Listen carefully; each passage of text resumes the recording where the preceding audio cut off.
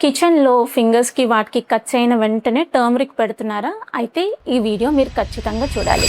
Hello అండి. నేను మీ doctor Ujwala, your skin and hair doctor. మనకి ఇంజరీ జరిగిన వెంటనే టర్మరిక్ అనేది పెట్టే అలవాటు అనేది మన హౌస్ హోల్డ్స్‌లో ఉంటుంది.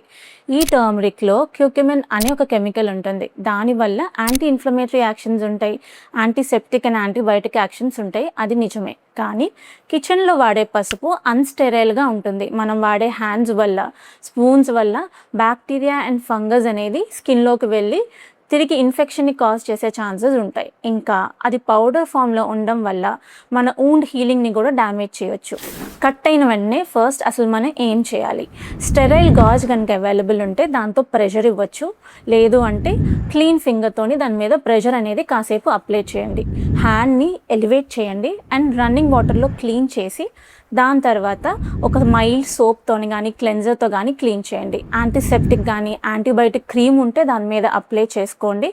లేదు బ్లీడింగ్ గనుక ఆగట్లేదు అంటే ఖచ్చితంగా మీరు డర్మటాలజిస్ట్‌ని గానీ, సర్జన్‌కి గానీ కలవాల్సిందే.